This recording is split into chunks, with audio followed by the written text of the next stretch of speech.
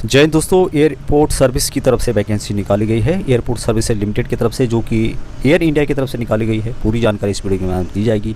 Channel को subscribe नहीं किया तो सब्सक्राइब जरूर कर ले। ये vacancy air India air transport service की तरफ से निकाली गई है।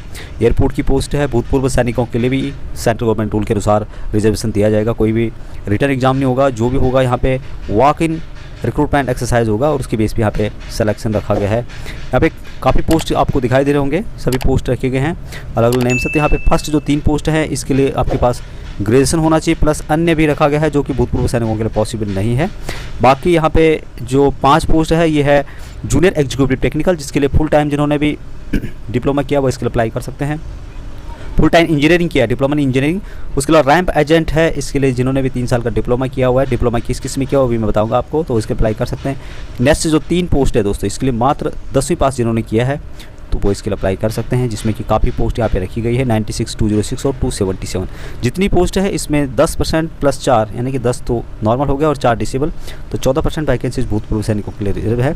उसके अलावा एज रिलैक्सेशन यहाँ पे दिया जाएगा दोस्तों, एज रिलैक्सेशन भी दिया जाएगा, उसकी भी मैं डिटेल आप लोगों को बताऊंगा। यहाँ पे सबसे पहले जो पोस्ट है टेक्निकल मैनेजर की 75 रुपये तनख्वाह और 55,000 रुपये। दूसरी है डिप्टी टर्मिनल मैनेजर की और तीसरी यहाँ पे डिप्टी मैनेजर टर्मिनल की। ये जो पोस्ट है जूनियर एग्जीक्यूटिव टेक्निकल, जो मैं बता रहा था, जिन्होंने भी फुल टाइम इंजीनियरिंग किया है और इंजीनियरिंग किस से किया है उसकी भी डिटेल यहाँ पे देख रहे होंगे आप लोग, तो आप इसके लिए अप्लाई कर सकते हैं। 5,300 रुपये पेमेंट मिलेगी और छूट दी जाएगी, साथ में वैलिड ड्राइविंग लाइसेंस होना चाहिए। नेक्स्ट जो पोस्ट है दोस्तों रैंप सर्विस एजेंट की पोस्ट है, यहाँ पे आप लोग देख पा रहे होंगे। और जिसके लिए जिन्होंने 3 साल का डिप्लोमा किया हुआ है वो इसके लिए अप्लाई कर सकते हैं। जिन्होंने कि 3 साल का डिप्लोमा चाहे इलेक्ट्रिकल इलेक्ट्रॉनिक्स से किया हो वो भी वैलिड है, या फिर ITI या NCTBT 3 साल का आपके पास auto vehicle, auto electrical, air conditioner, diesel mechanic, तो उसकी डिटेल आप यहाँ पे देख सकते हैं। इससे रिलेटेड आपके पास यदि 3 साल का डिप्लोमा है तो आप इसके लिए अप्लाई कर सकते हैं। 21,300 रुपये पेमेंट दी जाएगी, साथ में आपके पास वैलिड ड्राइविंग लाइसेंस होना चाहिए। नेक्स्ट पोस्ट है यूटिलिटी एजेंट कम रैंप ड्राइवर की। 10वीं पास वाले दोस्तों अप्लाई कर सकते हैं। 19,300 रुपये पेमेंट रखी गई है और छूट दी जाएगी भूतपूर्व सैनिकों को। एक साथ में आपके पास वैलिड ड्राइविंग लाइसेंस होना चाहिए। नेक्स्ट पोस्ट है कस्टमर एजेंट की, इसके लिए पेमेंट मिलेगी 21,300 रुपये। ग्रेजुएशन मांगा गया, लेकिन दोस्तों जो जिन भूतपूर्व सैनिकों के पास आर्मी स्पेशल ग्रेजुएशन सर्टिफिकेट है उसकी बेस पे अप्लाई किया जा सकता है। नेक्स्ट जो पोस्ट है दोस्तों हैंडीमैन ऑब्लिक हैंडी वोमैन, तो जो भी जब फ्लाइट जाती है आती है और झंडी दिखाते हैं वहाँ पे, तो वही इनका काम रहेगा। तो इसके लिए मात्र 10वीं पास वाले अप्लाई कर सकते हैं। 17,520 रुपये पेमेंट दी जाएगी। वैकेंसी 277 रखी गई है, तो काफ़ी पोस्ट यहाँ पे रखे गए हैं।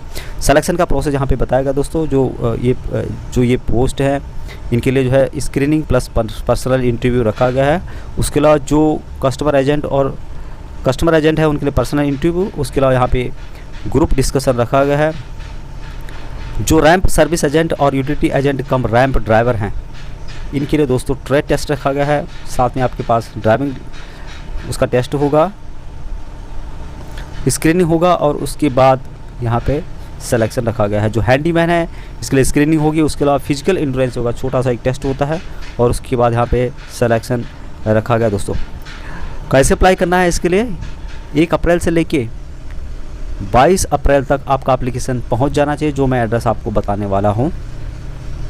इसका एप्लीकेशन फॉर्म भी है और एप्लीकेशन फॉर्म के साथ आपको एप्लीकेशन फॉर्म को एक लिफाफे के साथ अंदर भेजना होगा।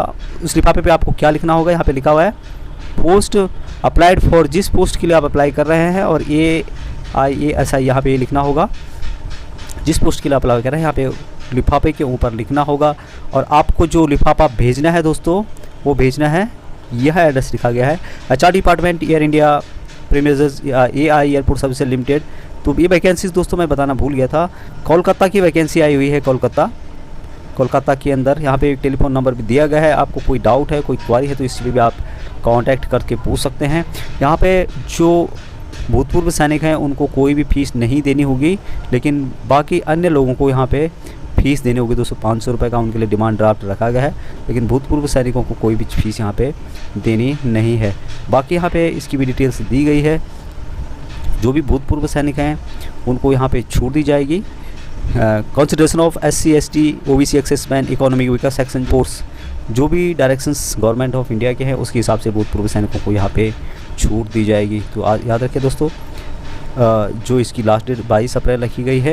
एप्लीकेशन का फॉर्मेट आपको नीचे मिल जाएगा और एप्लीकेशन भी यहाँ पे मिल जाएगा। यहाँ पे आपको फ़ोटो लगानी होगी और ये जो एड्रेस मैंने पहले बताया था जहाँ पे आपको भेजना है, जिस एड्रेस पर आपको भेजना है